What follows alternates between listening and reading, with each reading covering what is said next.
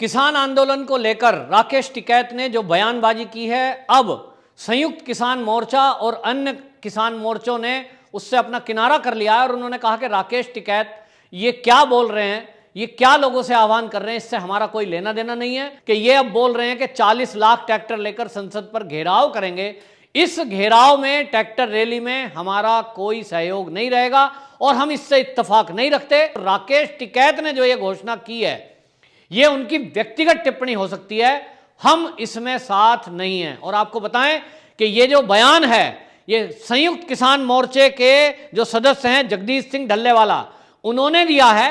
इसका मतलब एक साफ हो गया है कि संयुक्त संघर्ष समिति जो है किसान मोर्चा, ये अब अलग राह पकड़ लिया है और राकेश टिकैत ने अपनी राह अलग से पकड़ ली है।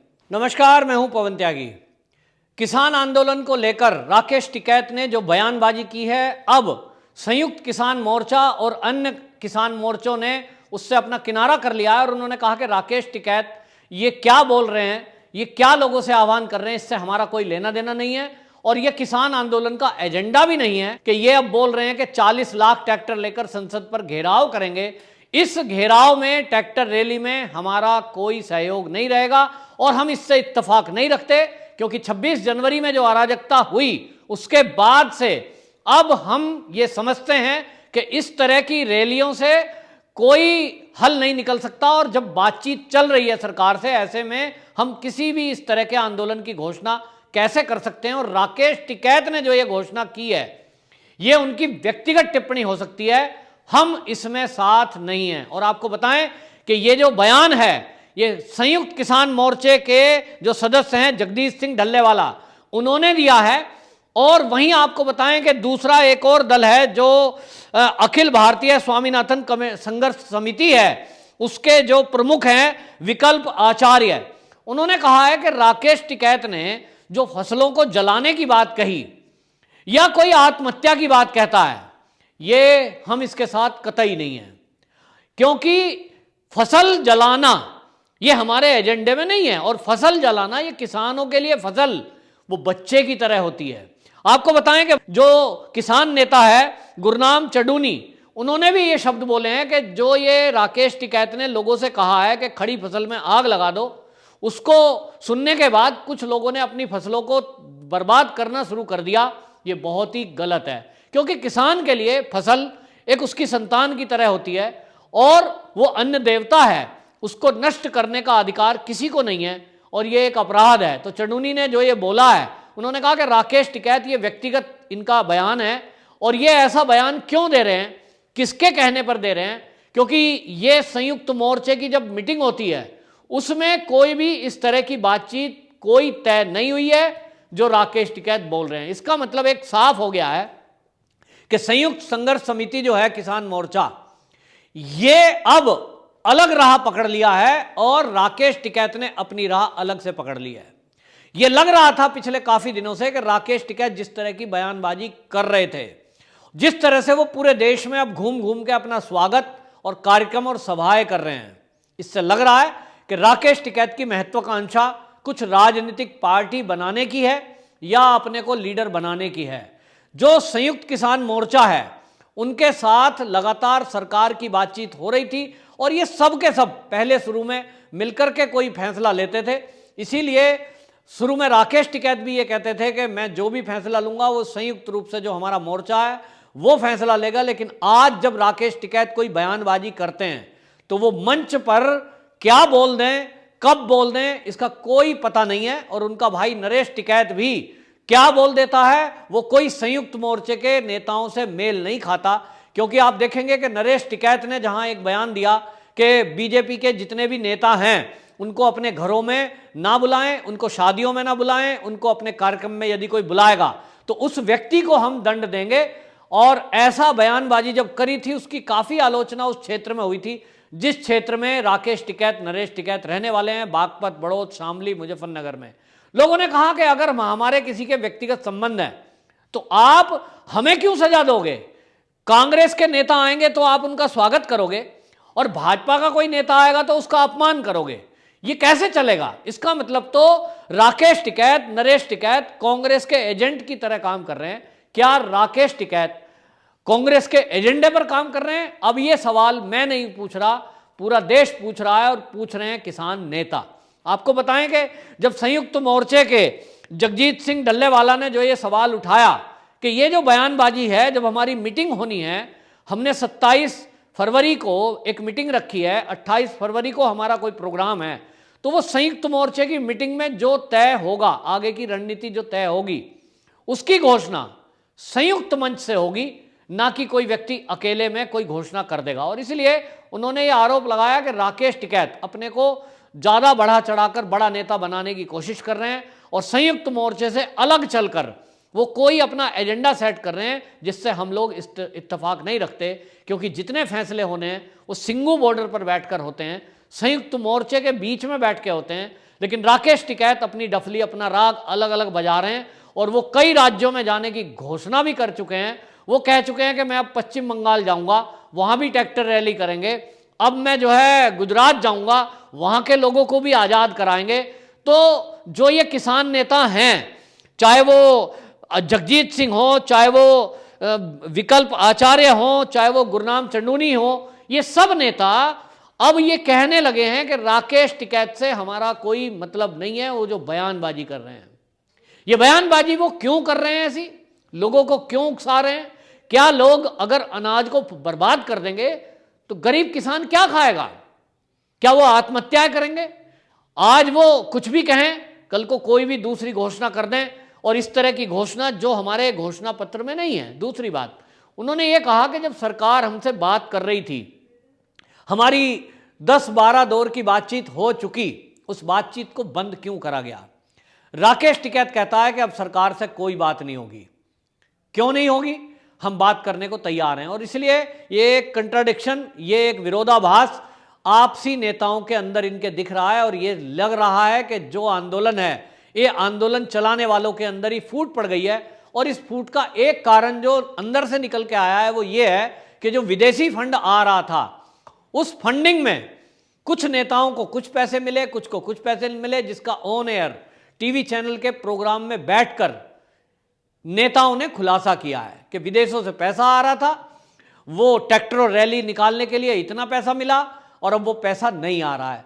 तो जब ये पैसा नहीं आ रहा है तो अब ये पैसा कहां से आ रहा है? ये आंदोलन चलाने के लिए और राकेश टिकैत की महापंचायतों के लिए पैसा कहां से आ रहा है? तो नेताओं का कहना है, किसान नेताओं का और किसानों का भी, कि ये पैसे जुटाने के लिए ही जगह जगह महासभाएं करी जा रही हैं। क्योंकि ये जहां भी महासभा करते हैं राकेश टिकैत, वहीं के लोकल लोग चंदा इकट्ठा करके इनको पैसे के रूप में सौंपते हैं। क्योंकि ये सबको ये बता रहे हैं कि इस देश में यदि सबसे बड़ा कोई किसान नेता है तो वो मैं हूं, यानी राकेश टिकैत। अपने आप को वो स्थापित करने में लगे हुए हैं। इससे अन्य संघर्ष मोर्चे के किसान नेता नाराज हैं। उन्होंने कहा कि ये जितना भी आंदोलन है हम सामूहिक रूप से चलाएं, ना कि कोई अकेले अकेले चलाएं। और जब राज्यों की बात आ रही है तो राज्यों में हमने केवल यह तय किया था कि अपने गृह राज्यों में जाकर, गृह जनपदों में जाकर हम प्रदर्शन करेंगे, वहां आंदोलन चलाएंगे। यह तय कहीं भी नहीं हुआ था कि हम पूरे देश में घूमेंगे और जगह जगह की सरकारों के चुनाव के माहौल में हम वहां बयानबाजी करेंगे। हम किसी को भी अपनी स्टेज पर राजनीतिक दल के नेताओं को नहीं आने देंगे, ये हमने तय किया था। लेकिन देखने में आ रहा है कि किसान नेताओं के, राकेश टिकैत के आंदोलन में कई प्रकार के नेताओं की एंट्री हो चुकी है। और इसीलिए आप देखिए पश्चिम उत्तर प्रदेश में लोकदल की एंट्री हुई, कांग्रेसियों की एंट्री हुई और राजनीतिक बातें होने लगी। जब आप ये कह रहे हैं कि एक राजनीतिक दल का विरोध करिए, इसका मतलब आप साफ कह रहे हैं कि किसी का सपोर्ट करिए। या तो आप मंच से ये कहते राकेश टिकैत कि सभी राजनीतिक पार्टियों का हम विरोध करते हैं, क्योंकि किसी भी राजनीतिक पार्टी ने किसानों के मुद्दे पर देश में 70 साल तक कुछ नहीं किया। अगर ये राकेश टिकैत बयान देते तो लोगों को समझ में आता कि ये बयानबाजी वो है जो संयुक्त मोर्चे की बयानबाजी है। लेकिन राकेश टिकैत कहते हैं और उनके भाई कहते हैं कि भाजपा का विरोध करो। इसका मतलब आप भाजपा का विरोध करने को कह रहे हो, बाकी किसी का नहीं। इसी से स्पष्ट हो जाता है कि ये कांग्रेस का विरोध नहीं करेंगे, ये आम आदमी पार्टी का विरोध नहीं करेंगे, ये लोकदल का विरोध नहीं करेंगे, ये वामपंथियों का विरोध नहीं करेंगे, ये खालिस्तानियों का विरोध नहीं करेंगे। विरोध करेंगे तो केवल भाजपा का। क्यों? ये एक बड़ा सवाल है। भाजपा का विरोध क्यों? ये सवाल का जवाब पूरा देश जानना चाहता है, लेकिन राकेश टिकैत इस सवाल से कन्नी काट जाते हैं और अपनी राजनीति अलग से चमका रहे हैं। और ये तो तय है कि लोगों ने जब सवाल पूछा कि ये इतनी प्रॉपर्टी, पैसा कहाँ से आया, इसका राकेश टिकैत जवाब दें, तो उसका भी कोई जवाब वो देते नहीं है और तरह तरह की बयानबाजी करके अराजकता फैलाने की बात करते हैं। जैसे ही नरेश टिकैत ने बयान दिया था कि भाजपा के नेताओं का विरोध करो, इसके बाद ही आप देखें कि पश्चिमी उत्तर प्रदेश के क्षेत्र में बागपत, बड़ौद, शामली वाले एरिया में भाजपा के नेताओं का विरोध शुरू हो गया और उस विरोध के कारण वहां संघर्ष भी हुआ और आज गांव-गांव में वैमनस्य फैलता जा रहा है। ये नरेश टिकैत के बयान के बाद हुआ, ये राकेश टिकैत के बयान के बाद हुआ। और इसी तरह राकेश टिकैत अब पूरे देश में घूम घूम के लोगों को, किसानों को झूठ बोल रहे हैं और बार बार एक बात दोहरा रहे हैं कि आपकी जमीन चली जाएगी। यहां तक तैयारी की जा रही है कि उनका एक इसी तरह का झूठ का वीडियो बनाकर उसको कई भाषाओं में ट्रांसलेट करके वायरल किया जाएगा। और एक तरह से मैं बताऊं, वामपंथी दलों की एक पूरी प्लानिंग है कि नरेश टिकैत को एक बड़ा नेता बनाकर प्रोजेक्ट करें, फिर इन्हीं के आधार पर आगे की चुनावी रणनीतियों में इनका इस्तेमाल करें। और ये काम कम्युनिस्टों ने और कांग्रेस ने मिलजुल कर किया है कि वो राकेश टिकैत का इस्तेमाल जो अगले आने वाले कुछ दिनों में जिन राज्यों में चुनाव होना है, जिसमें पश्चिम बंगाल भी है, जिसमें आसाम भी है, वहां ये इस किसान मुद्दे पर राकेश टिकैत को ले जाकर लोगों की भीड़ जुटाना और किसानों के मुद्दे पर किसानों को भटकाने का काम करना, इसके लिए राकेश टिकैत का इस्तेमाल करेंगे। अब ये राकेश टिकैत को तय करना है कि उनको किसी का मोहरा बनना है या वास्तव में किसान मुद्दे को लेकर मुद्दे को सुलझाना है, या दिल्ली की सड़कों को घेर कर इसी तरह आप बैठे रहेंगे। कब तक बैठे रहेंगे?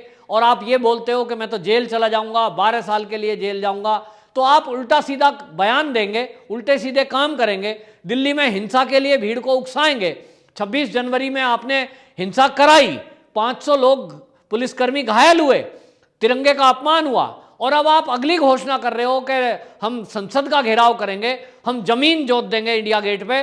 तो ये बयानबाजी से पब्लिक को भड़काकर आप आखिर क्या करना चाहते हैं ये आपको भी पता है। और इसलिए शायद राकेश टिकैत को आभास हो गया कि अब वो राष्ट्र विरोधी धाराओं में जेल में बंद रहेंगे, जिसमें 12 नहीं आजीवन कारावास का भी प्रावधान है। और यह आभास के बाद अब वो शायद बचने के लिए रास्ता ढूंढ रहे हैं और गलती पे गलती करते जा रहे हैं। लेकिन सरकार है कि उनकी गलतियों को अभी काउंट कर रही है। देखना होगा आगे आने वाले दिनों में क्या होने वाला है। और उनके साथ जो किसान नेता हैं ये भी किस तरह का फैसला लेंगे, किस तरह का बर्ताव करेंगे, क्योंकि किसान नेताओं के बयानबाजी से इतना तो तय हो गया है कि ये जो संयुक्त किसान मोर्चा है, जिसने इस किसान नेताओं की किसान आंदोलन की शुरुआत करी थी, अब उनके अंदर आपस में फूट पड़ गई है। और ये फूट आज से नहीं, ये 26 जनवरी के दिल्ली हिंसा के बाद से हम लोगों ने देखी थी। कई नेताओं ने इस आंदोलन से अपने हाथ वापस खींच लिए थे और वो घर वापसी हो गए। लेकिन कुछ नेता अभी भी इस आंदोलन में हिस्सा बने हुए हैं और वो भी अब सरकार से बात करने के पक्ष में हैं। लेकिन कुछ लोग जो खालिस्तानी मूवमेंट को चलाने का इरादा रखते हैं या जो कांग्रेस के एजेंडे पर काम कर रहे हैं, वो नेता जरूर इस बात को बिगाड़ने में लगे हुए हैं और वो बार बार कोई ऐसी चीज लेकर आते हैं जिससे किसानों की और सरकार के बीच कोई सहमति ना बने। वरना एमएसपी की गारंटी की बात करने वाले लोग पता नहीं कौन कौन सी बात बोलते हैं। कभी वो पेट्रोल के बढ़े हुए दामों की बात करते हैं, कभी वो और कोई बात करते हैं। तो ये बरगलाने वाली भाषा ये राकेश टिकैत क्यों बोल रहे हैं, ये इसका जवाब राकेश टिकैत को ही देना है।